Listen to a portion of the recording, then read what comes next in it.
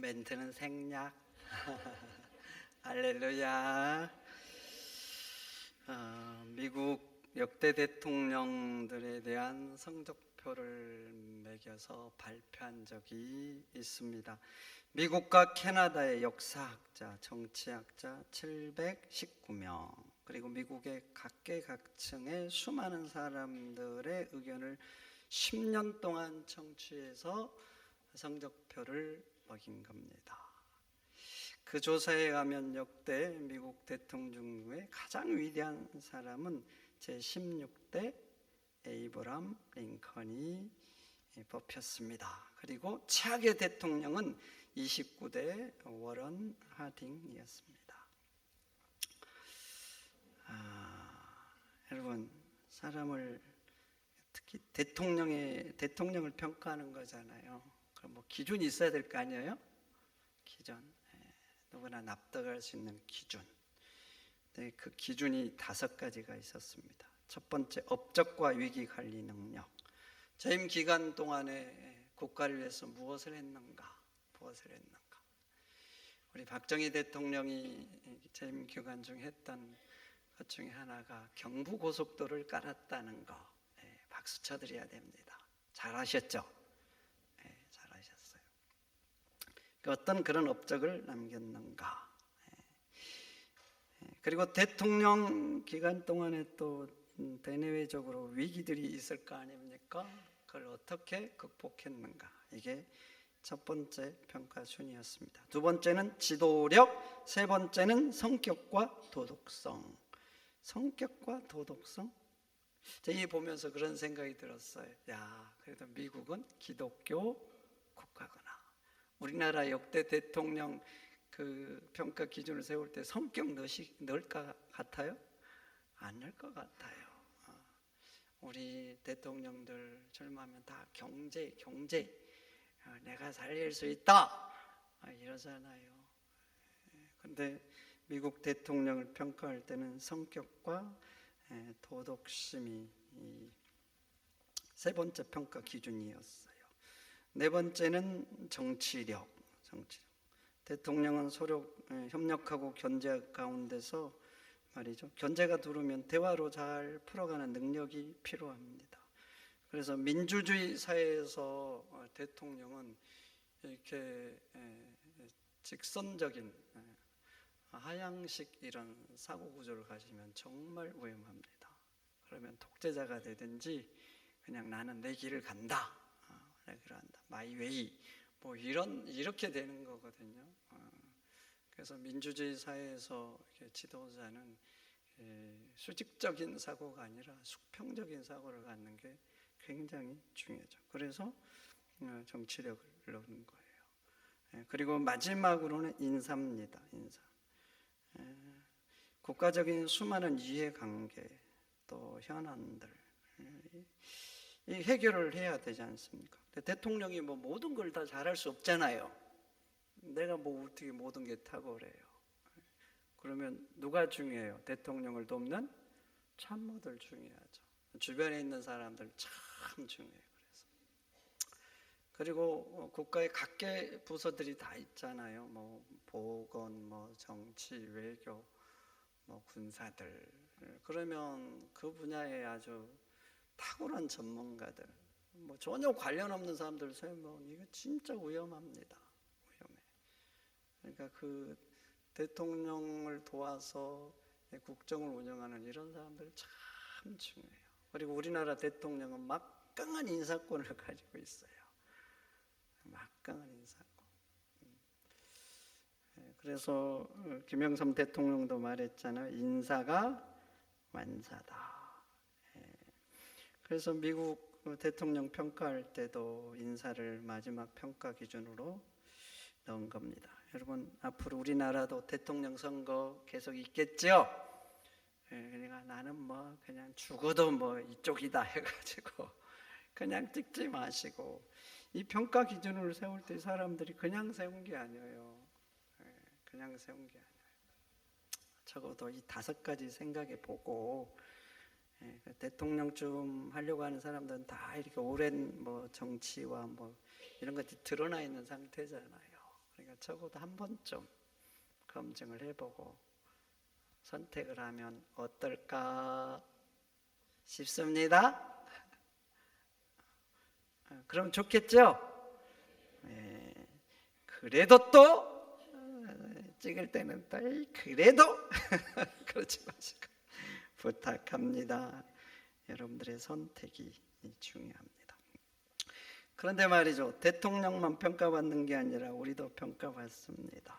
뭐 여러분들 마음속에도 뭐 제가 어떤 사람인지, 우리 교회 목사님은 뭐 이렇다 저렇다 나름대로 평가가 이미 정해져 있지 않습니까? 심지어는 부부 사이에서도 평가가 있지요. 나는 다시 태어나면 이 인간과 절대 결혼하겠다. 이런 사람도 있고 아닌 사람도 있고 평가받고 살죠. 그리고 또 평가합니다. 앉으면 평가해요. 이 사람은 이렇고 저렇고. 또 사람만 평가합니까? 어떤 업무적인 거 뭐 이것은 좋고 나쁘고 막 이랬어야 되는데 뭐 기타 등등. 그냥 사람이 이게 평가를 되게 잘해요. 그런데 말이죠, 여러분, 신앙인들은 함께 사는 사람들에게 좋은 평가를 받아야 될 줄 믿습니다. 좋은 평가를 받아야 돼요. 제가 생각하기에 신앙인의 가장 좋은 평가, 저 사람 같으면 예수 믿고 싶다. 저 사람 같으면 나도 교회 가보고 싶다. 여러분들은 어떠세요? 삶에서 같이 사시잖아요. 나를 보면서 좀 교회 가고 싶은 마음이 생기도록 사십니까? 왜 좋은 평가를 받아야 되는가? 여러분, 왜 좋은 평가를 받아요? 예수 믿는 사람이 나를 위해서 맞지요. 나를 위해서도 좋은 평가를 받아야 되는데 그것보다 더 탁월한 이유가 있어요. 하나님을 위해서. 하나님을 위해서. 여러분, 나는 세상에서 한 인간으로 살아가지만 살아갈 때 여러분들은 또 다른 신분이 있잖아요. 예수 믿는 사람. 그래서 되게 교회 열심히 다니면 주변 사람들이 다 알잖아요. 예수 믿는 사람이라고. 그리고 조금 더 열심히 믿는 사람들은 교회에서 직분을 합니다. 제가 순천에 갔는데 차를 주차하려고 내렸는데 어떤 사람이 목사님 그러더라고. 전 처음 본 사람인데 제가 좋았을까요? 부담스러웠을까요? 부담스럽죠. 좀 몰라봐야 좀 인상도 쓰고 마음에 안 드는 큰 소리 칠 텐데. 그제도 누가 곤략교회 목사님 아니세요?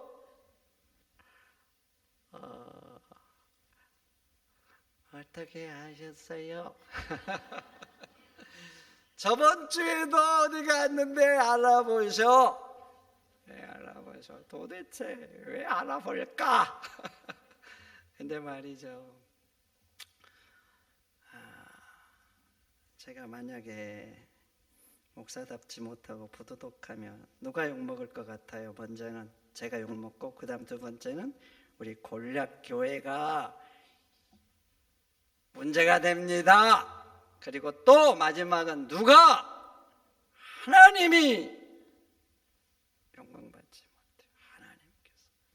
우리 믿는 사람의 제 첫 번째 목표는 뭔지 아세요? 고린도전서 10장 31절 먹든지 마시든지 무엇을 하든지 다 하나님의 영광을 위해서. 이게 우리의 삶의 첫 번째예요. 그러니까 여러분들이 세상을 살 때 항상 생각해야 되는 거 아닙니까? 사람들을 보면 되게 그래요. 뭔가 결정하잖아요. 이게 나한테 이기냐 손해나. 그러면 여러분, 안 믿는 사람하고 다른 게 뭐가 있어요? 하나님께 영광이 될지 안 될지. 우리가 뭔가를 갑자기 결정할 때도 있지만 중요한 것들은 안 그래요. 되게 오래 생각하거든요. 그럼 그 기준이 뭐냐고요? 기준이 여러분 하나님의 영광이 되도록 결정하시기를 축원드립니다. 그래요, 성도는 나를 위해서 주변 사람들에게 좋은 평가를 받는 것도 좋지만 더 중요한 것은 하나님 때문에, 그리고 두 번째는 복음을 위해서. 내가 악평을 받으면 누가 예수 믿고 싶겠어요? 여러분들이 덕이 못 되면 예수 믿는 것들이 됩니다. 교회 오고 싶겠어요? 뭔가 나랑 좀 다른 게 있어야 되는 거 아닙니까? 뭔가 달라야지요. 장인이 돌아가셨습니다. 얼마 지나니까 집에 고지서가 날아왔어요. 상속에 대한 고지서였어요. 장인은 작은 사업을 하셨고 그래서 부동산에 대한 자산이 좀 있으세요. 자식이 4명이 놔두면 몇 억씩 돼요. 몇 억씩. 그런데 아내와 처형이 상속을 포기했습니다. 몇 천도 아닌데 몇 억인데. 여러분, 제가 감사했을까요? 섭섭했을까요? 여러분 같으면 어땠을까요? 아내의 돈이 내 돈이 될 수? 그러잖아요. 근데 감사와 아쉬움 이런 것이 아니라 대단하다 싶더라고요. 대단하다. 문제가 있어서 상속받는데 그 재산상 뭐 문제가 있어서 포기한 게 아니에요. 처남 둘이 있는데 예수님을 안 믿습니다. 그래서 복음을 위해서 포기했어요. 그렇게 예수 믿으라 그래도 사람들 참 좋거든요. 처남들 이상하게 그거 예수 믿는 걸 안 통해. 아직도 안 통해. 집에 가서 예수 얘기를 하다 했더니 제발 좀 하지 말라고. 그래. 다른 건 되게 잘 듣는데 예수 믿자는 건 안 들어.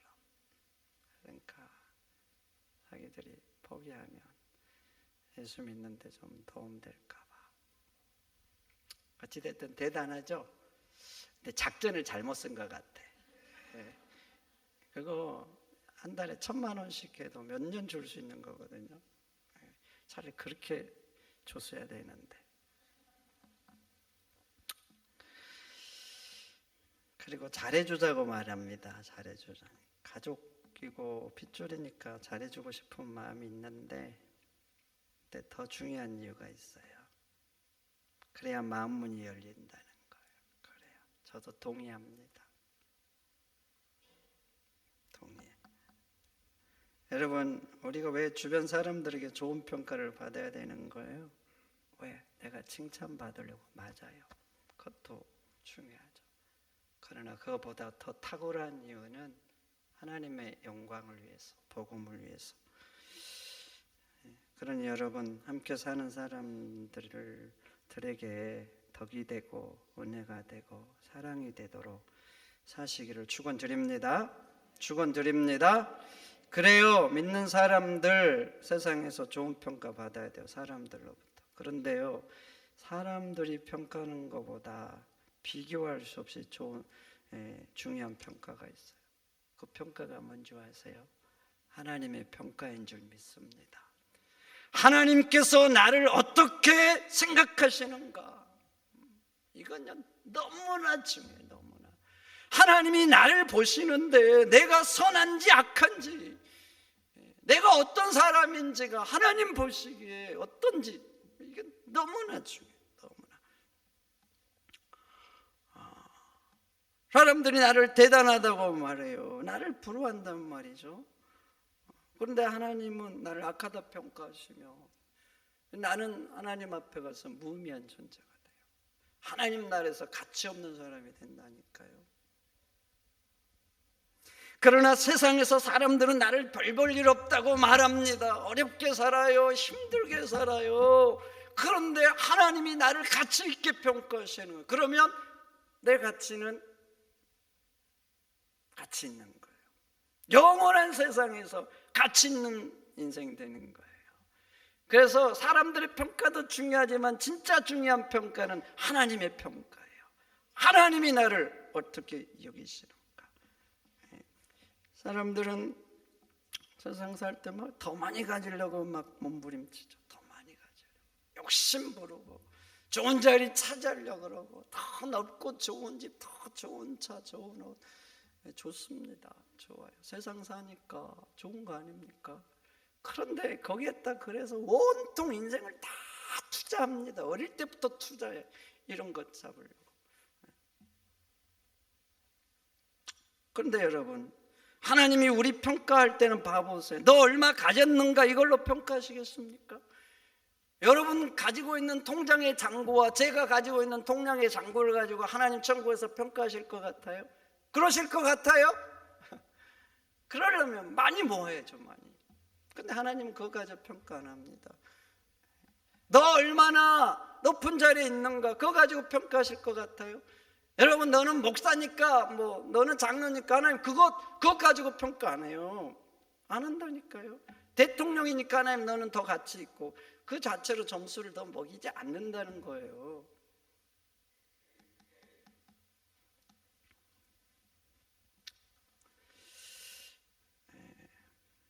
여러분, 하나님께서 우리를 평가할 때 기준이 있을 거 아닙니까? 대통령 평가할 때 기준이 있듯이 그 기준이 뭔지 아세요? 하나님의 말씀입니다.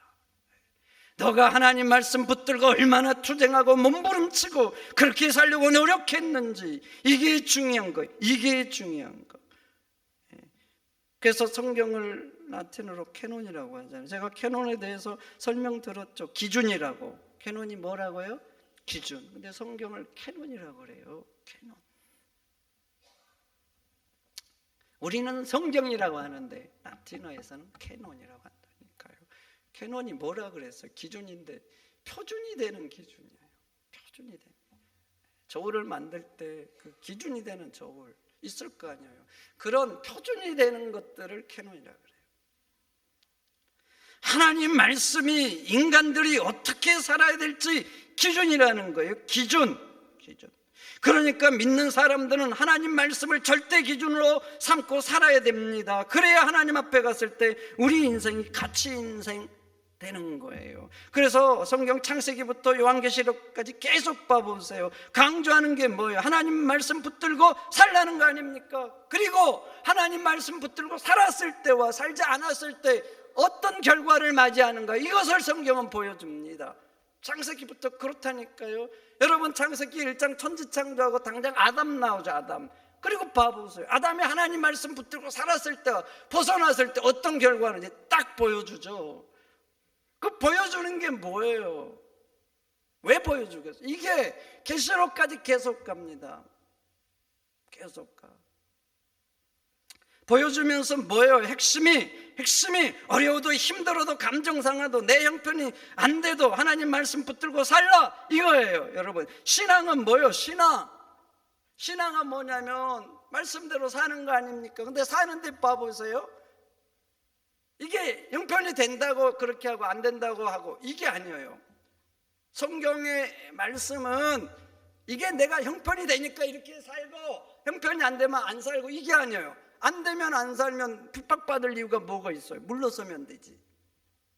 근데 성경은 그것치가 하나님이 우리에게 원하는 건 네 형편이 되냐 안 되냐 이게 아니에요. 이걸 살아서 네가 편하냐 안 하냐 이것도 아니에요. 되든 안 되든 어렵든 안 어렵든 그럼에도 불구하고 하나님 말씀대로 살라, 이게 성경의 말씀입니다. 그래서 믿음의 사람들 봐보세요. 아브라함 떠나라니까 떠나지요. 그건 봐보세요. 떠나는 게 왜 믿음의 행위입니까? 왜 행위예요? 믿음의? 하나님이 말씀하셨잖아요. 그래서 이게 믿음의 행위인 겁니다. 독자 이삭 바쳐라. 바치고 싶어서 바쳤겠어요? 그런데 독자 이삭을 바치는 게 아브라함 믿음의 하이라이트입니다. 그럼 봐보세요. 최고봉인데 한번 보시라고. 오늘날 기준으로 독자 이삭을 번제로 바치면 어떻게 되겠어요? 번제로 바치는 게 뭔지 잘 모르십니까? 죽여서 삼겹살 뜨듯이 떠서 하나님 앞에 불태우는 거예요. 만약에 여러분 중에 누가 자식을 그렇게 죽여서 각을 떠서 불태웠다고 생각하면 세상에서 뭐라고 할까요? 뭐라고 할 것 같아요? 그런데 교회에서는 말이죠, 이게 믿음의 가장 좋은 본이라고 말을 한다는 거예요. 세상 기준으로 말도 안 되는 이것을. 왜 그런 거예요? 하나님이 하시라고 했잖아요.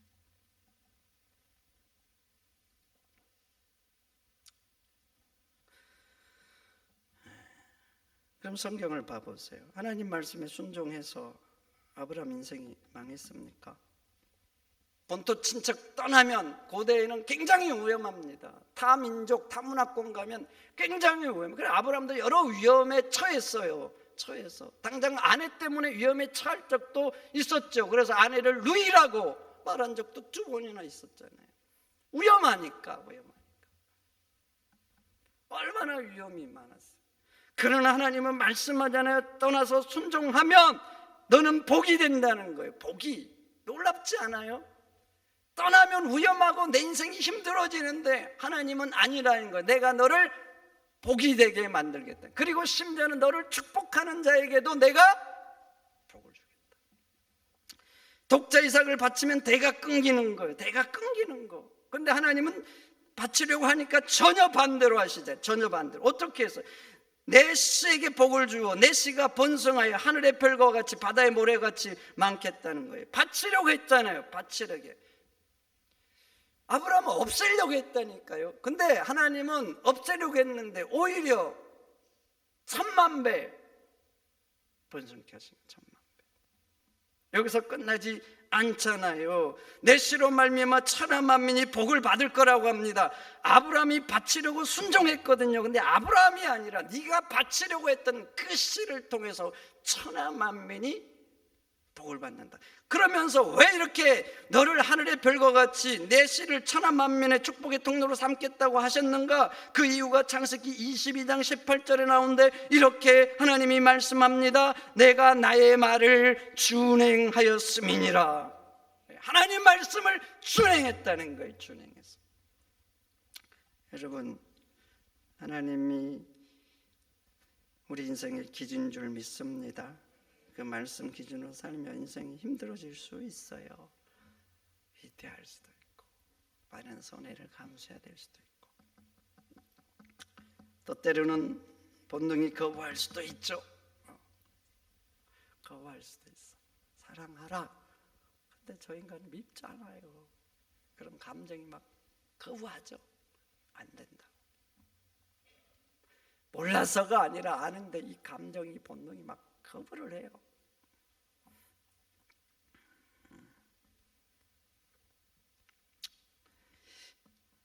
근데 여러분, 하나님 말씀 기준으로 살면 하나님이 붙들어 주실 줄 믿습니다. 내가 내 인생을 내 2팔로 온 힘과 온 일생을 바쳐서 붙드는 것보다 전능하신 하나님이 내 인생 붙들면 내가 붙드는 것보다 1000만 배 복된 인생 될 줄 믿습니다. 제가 히브리어 베라카 설명드렸죠. 베라카 복이라는 거예요. 복. 그래서 히브리어 베라카 나오면 다 복으로 번역합니다. 이게 베렉이라는 단어에서 나와서 베렉이 엄마 단어인 거죠. 근데 베렉은 이런 의미예요. 무릎을 꿇다 이런 의미예요. 그 속에 이제 무슨 의미가 있냐면 주인이 말을 하면 종이 잘 듣고 주인이 말하는 대로 그대로 하기 위해서 무릎을 꿇고 듣는 거예요. 그래서 우리는 순종이라고 번역을 했는데 사실 순종인데 우리가 생각하는 순종보다 더 깊은 의미가 있는 거예요. 깊은. 근데 봐보세요. 이 순종에서 하나님 말씀에 순종해서 베라카 복이 나온 거예요. 뭘 의미하겠어요? 하나님은 하나님 말씀에 순종할 때 복을 주신다는 거예요. 그래서 순종이 봐보세요. 하나님 복을 줄 때 뭘 타고 오냐면 순종이라는 파이프, 그냥 형상화를 하자면 그래요. 순종을 타고 내 삶 가운데 내려보내 주시는 겁니다.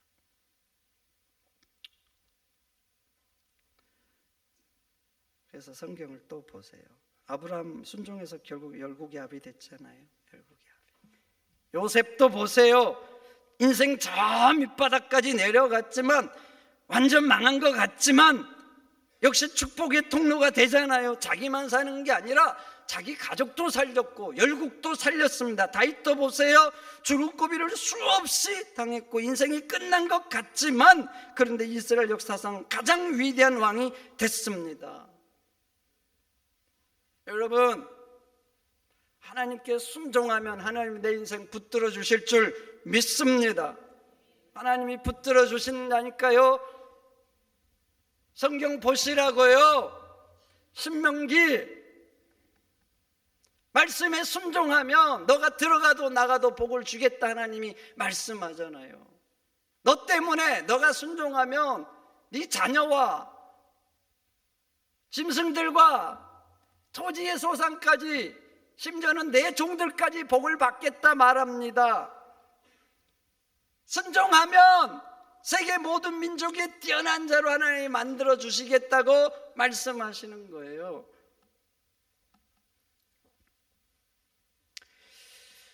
오늘 105절 말하죠. 주의 말씀이 내 발의 등이요 길의 빛이라고. 네. 여러분 인생의 길로 삼으시기를 축원드립니다. 106절처럼 굳게 결심하세요. 하나님 말씀 따라 살겠다고 마음에 굳게 정하세요. 맹세하고 굳게 정했다 그러잖아요. 예수 믿는 사람이 아무렇게나 그냥 탁탁 결정하지 마시고 전자에 말했듯이 이게 손해냐 이기냐 편하냐 안 편하냐 그렇게 결정하지 마시고 하나님 말씀 따라. 아멘이십니까? 그러면 여러분들뿐만 아니라 여러분 자녀들까지 복을 받고 축복의 통로가 돼서 나 때문에 세상이 살아나는 역사가 일어나는 겁니다. 그리고 여러분뿐만 아니라 여러분 자녀들에게도 부지런히 가르치세요. 신명기 6장 쇠마 9절 있잖아요. 유대인들이 가장 귀하게 여기는 말씀, 집마다 다 걸어놓고 문설줄마다 달아놓는 말씀. 유대인 가보세요. 문설주에 다 쉰이라는 쇠마에 첫자 쉰이 다 붙어 있습니다. 심지어는 화장실 문에도 붙어 있어요. 쉰. 한번 보세요. 이스라엘 갔는데 문을 딱 봤는데 쉰자가 없다. 찾아오면 사진 찍어오면 제가 밥 한번 사겠습니다. 어김없이 다 붙어 있습니다. 그만큼 중요시 여깁니다. 근데 핵심이 뭐예요? 부지런히 자녀에게 말씀을 가르치라는 겁니다. 길을 행할 때도 집에 있을 때도 앉았을 때 심지어는 누웠을 때도 가르치라. 여러분 하나님 말씀이 생명인 줄 믿으시죠? 그래요. 하나님 말씀이 생명입니다. 여러분들의 자녀의 영혼을 살리는 게 뭐겠습니까? 세상 것이 여러분들의 자녀를 살리겠어요? 세상 것들은 오히려 욕심과 욕망을 자극합니다. 이기심을 자극해요. 네가 편하고 네가 좋아야 된다. 계속 자극하죠. 이런 악한 죄악된 마음들 무엇이 고치겠어요? 하나님 말씀이 고칠 줄 믿습니다. 하나님 말씀이 들려지고 심어져야 자녀들의 영혼이 살아나고 강건해지는 거예요.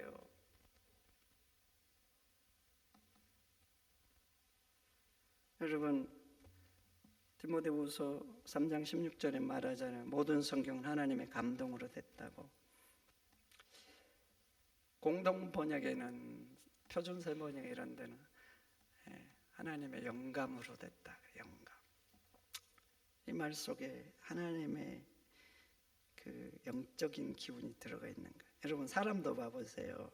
제가 여러분들한테 말을 하는데 사랑과 기쁨의 말을 담아서 하면 여러분들 들을 때 어떨 것 같아요? 기쁘고 행복하죠. 또 제가 악한 마음을 담아서 말을 해요. 그럼 그 속에 악함과 그 강팍함을 담아서 딱 말하면 여러분 들을 때 어때요? 할렐루야 이런 사람도 있겠죠. 이런 사람은 믿음의 사람이요. 근데 대개는 안 그래요. 힘들고 기분이 나빠요.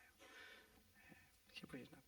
우리가 말하는 그 속에도 무엇을 담아있나, 무엇 묻혀있느냐에 따라서 사람들에게 영향을 줍니다. 영향을 줍니다. 근데 하나님 말씀은 하나님의 감동으로 되어진 거예요. 그래서 이 말씀이 들어가면 어떤 일인가? 그 성경을 보세요. 교훈과 책망과 바르게 함이 있습니다. 그래서 그 하나님의 말씀이 하나님의 사람으로 온전케 한대, 온전케. 그리고 모든 선한 일을 행할 능력을 갖추게 한다, 이렇게 하는 거예요. 하나님 말씀이 능력이고 생명입니다.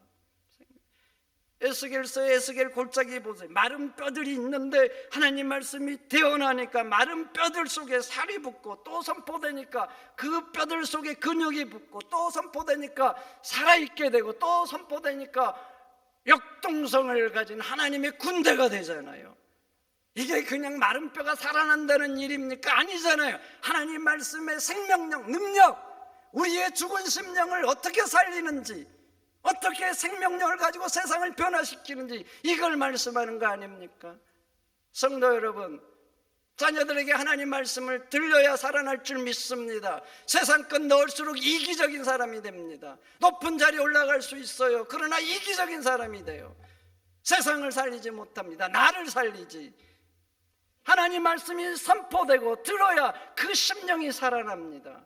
생명의 역사를 일으키는 사람이 됩니다.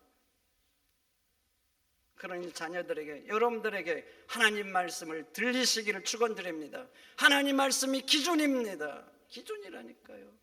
이 말씀대로 살아야 하나님께서 그 인생 붙들어 줍니다. 복된 인생들, 나뿐만 아니라 나 때문에 세상 열방이 복을 받게 하는 거예요. 여러분, 그러니 세상의 거센 도전 앞에 굴하지 마시고, 감정과 본능 앞에 무릎 꿇지 마시고, 오늘 또 거부할 수 있어요. 여러분들의 본능과 감정 무릎 꿇지 마시고 오직 하나님 말씀으로 살아가는 여러분들이 되시기를 축원드립니다. 하나님 감사합니다. 오늘 주신 말씀 마음에 잘 새기고 오직 말씀을 기준으로 살아가는 인생, 그래서 하나님이 도우시고 인도하시고 붙드는 인생 되도록 역사하여 주옵소서. 예수님의 이름으로 기도하옵나이다. 아멘.